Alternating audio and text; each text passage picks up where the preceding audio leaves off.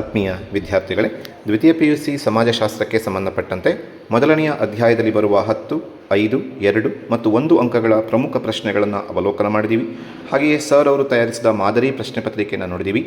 ಈ ಭಾಗದಲ್ಲಿ ಅಧ್ಯಾಯ 2 ಸಾಮಾಜಿಕ ಅಸಮಾನತೆ ಮತ್ತು ಹೊರಗುಳಿಯುವಿಕೆ ಪಾಠದಲ್ಲಿ ಬರುವ 10, 5, 2 ಮತ್ತು 1 ಅಂಕಗಳ ಪ್ರಮುಖ ಪ್ರಶ್ನೆಗಳನ್ನು ನಾವು ಅವಲೋಕನ ಮಾಡಲಿಕ್ಕಿದ್ದೀವಿ. ಮೊದಲನೆಯ ಒಂದು ಅಧ್ಯಾಯದಿಂದ 20 ಅಂಕಗಳಿಗೆ ಪ್ರಶ್ನೆಗಳು ಬಂದರೆ ಈ ಅಧ್ಯಾಯದಿಂದ 15 ಅಂಕಗಳ ಪ್ರಶ್ನೆಗಳು ಬರುತ್ತೆ. ಹಾಗೆ ಈ ಎರಡೂ ಅಧ್ಯಾಯಗಳನ್ನು ಚೆನ್ನಾಗಿ ನೋಡಿ, ಅಧ್ಯಯನ ಮಾಡಿ, ಚೆನ್ನಾಗಿ ತಿಳ್ಕೊಳ್ಳಿ.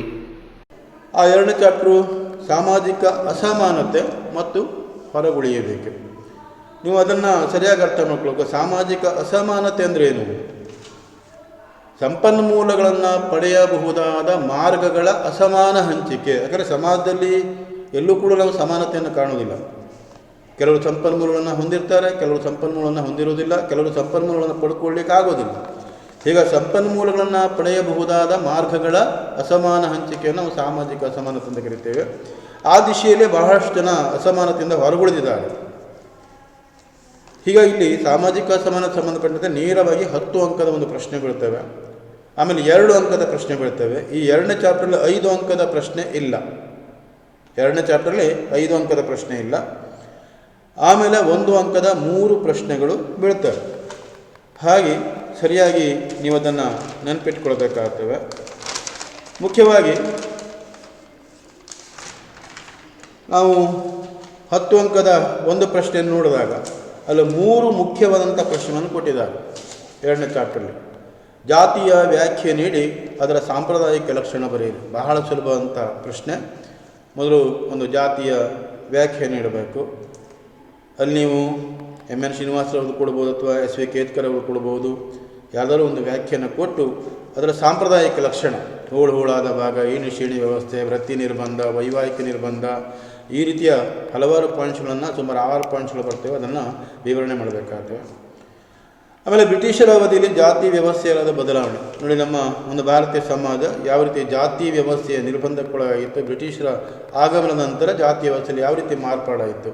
ಅಲ್ಲಿ ಅದು ಶಿಕ್ಷಣ ಇರ್ಬೋದು, ಕಾನೂನು ಇರ್ಬೋದು, ಸಾರಿಗೆ ಸಂಪರ್ಕ ಇರ್ಬೋದು, ಕೆಲವೊಂದು ಸಾಮಾಜಿಕ ಸಂಸ್ಥೆಗಳಿರ್ಬೋದು, ಅಲ್ಲಿ ಕೆಲವೊಂದು ಸಾಹಿತ್ಯ ಪತ್ರಿಕೋದ್ಯಮಗಳಿರ್ಬೋದು, ಮಾಧ್ಯಮಗಳಿರ್ಬೋದು, ಇವೆಲ್ಲ ಕೂಡ ಬ್ರಿಟಿಷರ ಅವಧಿಯಲ್ಲಿ ನಮ್ಮಲ್ಲಿರುವಂತಹ ಏನು ಕಟ್ಟುನಿಟ್ಟಾದಂಥ ಜಾತಿ ವ್ಯವಸ್ಥೆ ಇತ್ತು, ಆ ವ್ಯವಸ್ಥೆಯಲ್ಲಿ ಸ್ವಲ್ಪ ಬದಲಾವಣೆಯನ್ನು ಮಾಡಲಿಕ್ಕೆ ಕಾರಣ ಆಯಿತು ಅಂತ ಹೇಳ್ಕೊಂಡು. ಆಮೇಲೆ ಪರಿಶಿಷ್ಟ ಪಂಗಡಗಳ ಸಮಸ್ಯೆ ವಿವರಿಸಿ. ಇಲ್ಲಿ ಬಹಳ ಮುಖ್ಯವಾಗಿ ನೆನಪಿಟ್ಕೊಳ್ಬೇಕಾದ್ದು, ಪರಿಶಿಷ್ಟ ಪಂಗಡ ಅಂದರೆ ಅವರು ಭೌಗೋಳಿಕವಾಗಿ ಪ್ರತ್ಯೇಕವಾಗಿರ್ತಾರೆ, ಅದು ನಿಮ್ಮ ಮನಸ್ಸಿನಲ್ಲಿರಬೇಕು. ಮತ್ತೊಂದು ಸಾಂಸ್ಕೃತಿಕ ವಂಚಿತತೆ. ಇದೆರಡು ಪಾಯಿಂಟು ನಿಮಗೆ ಸರಿಯಾಗಿ ನೆನಪಿಟ್ಕೊಳ್ಬೇಕು. ಪರಿಶಿಷ್ಟ ಜಾತಿಯವರು ಸಮಾಜದ ಎಲ್ಲೋ ಒಂದು ಹೊರವಲಯದಲ್ಲಿರ್ತಕ್ಕಂಥ ನಾವು ಗಮನಿಸುತ್ತೇವೆ. ಆದರೆ ಪರಿಶಿಷ್ಟ ಪಂಗಡದವರು ಭೌಗೋಳಿಕವಾಗಿ ಪ್ರತ್ಯೇಕವಾಗಿರ್ತಕ್ಕಂಥದ್ದು ಮತ್ತು ಸಾಂಸ್ಕೃತಿಕ ವಂಚಿತತೆಯನ್ನು ಅನುಭವಿಸ್ತಕ್ಕಂಥದ್ದು. ಅದೆರಡು ಪಾಯಿಂಟು ನೀವು ಸರಿಯಾಗಿ ತಿಳ್ಕೊಂಡ್ರೆ ಅದೆರಡೇ ವ್ಯತ್ಯಾಸವನ್ನು ನೀವು ಗಮನಿಸ್ತೀರಿ. ಪರಿಶಿಷ್ಟ ಜಾತಿಗೆ ಮತ್ತು ಪರಿಶಿಷ್ಟ ಪಂಗಡಕ್ಕೆ ಇರ್ತಕ್ಕಂಥ ವ್ಯತ್ಯಾಸವನ್ನು ನೀವು ಗಮನಿಸ್ತೀರಿ. ಹೀಗೆ 10 ಅಂಕದ ಒಂದು ಪ್ರಶ್ನೆ ನಿಮಗೆ ಎರಡನೇ ಚಾಪ್ಟರ್ಲಿದೆ. ಅಲ್ಲಿ 5 ಅಂಕದ ಪ್ರಶ್ನೆ ಇಲ್ಲ. ಯಾವುದಕ್ಕೆ? ಎರಡನೇ ಚಾಪ್ಟರ್ಗೆ 5 ಅಂಕದ ಪ್ರಶ್ನೆ ಇಲ್ಲ. ಆಮೇಲೆ ಮುಖ್ಯವಾಗಿ ನಿಮಗೆ 2 ಅಂಕದ ಪ್ರಶ್ನೆಯನ್ನು ನಾವು ಗಮನಿಸೋದಾದರೆ,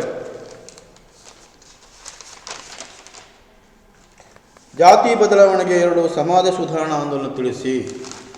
ನೋಡಿ, ಕೆಲವೊಂದು ಸಮಾಜ ಸುಧಾರಣಾ ಇದೆ. ಡಾಕ್ಟರ್ ರಾಜಾ ರಾಮಮೋಹನ್ ರಾಯರವರ ಬ್ರಹ್ಮ ಸಮಾಜ, ಜ್ಯೋತಿಬಾ ಫುಲೆಯವರ ಸತ್ಯಶೋಧಕ ಸಮಾಜ, ಆಮೇಲೆ ಆತ್ಮರಾಮ್ ಪಾಂಡುರಂಗರವರ ಪ್ರಾರ್ಥನಾ ಸಮಾಜ, ಆಮೇಲೆ ಅರವಿಂದ್ ಘೋಷ್ ಅವರ ಡಿವೈನ್ ಲೈಫ್ ಸೊಸೈಟಿ, ಆಮೇಲೆ ಎನಿ ಬೆಸೆಂಟ್ ಅವರ ಥಿಯೋಸಫಿಕಲ್ ಸೊಸೈಟಿ, ಕೆಲವೊಂದು ನೆನಪಿಟ್ಕೊಳ್ಬೇಕು ನೀವು.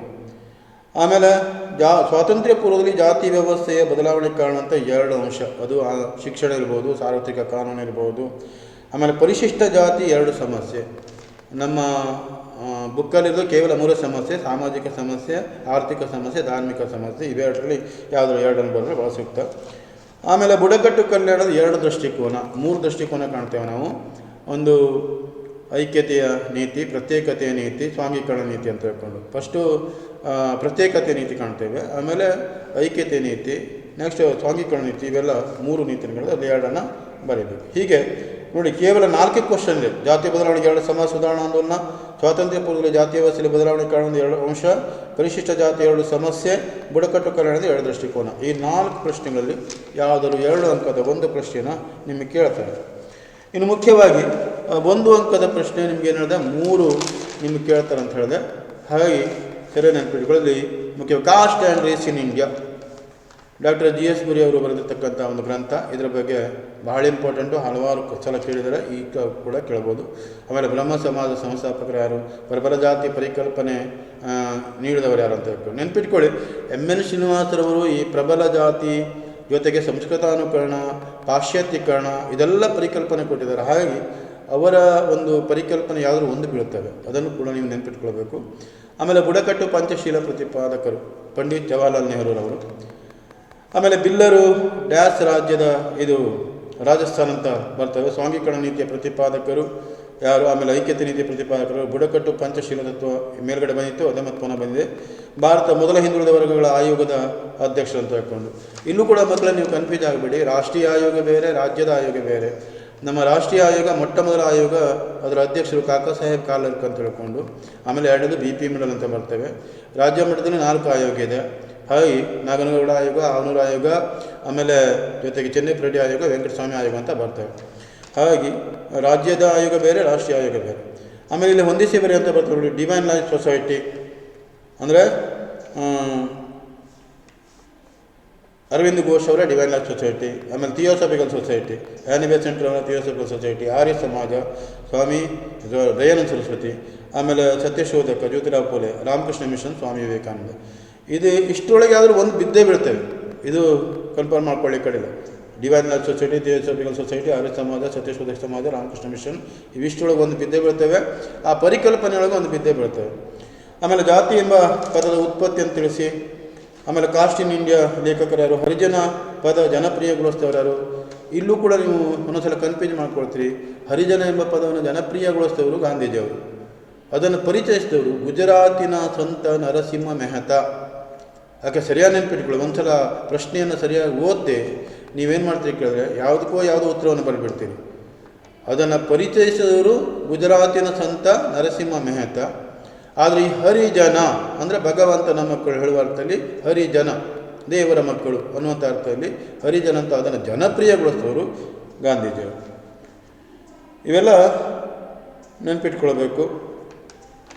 ಇದು 2ನೇ ಚಾಪ್ಟರ್ ಸಂಬಂಧಪಟ್ಟದ್ದು 15 ಅಂಕ ಇದೆ ನೋಡಿ. ಟೋಟಲ್ ಈಗ 35 ಅಂಕ ಆಯಿತು. ಆಮೇಲೆ ಧನ್ಯವಾದಗಳು. 3ನೇ ಅಧ್ಯಾಯಕ್ಕಾಗಿ ಕಾಯುತ್ತಿರಿ. Thank you. Take care. Good luck.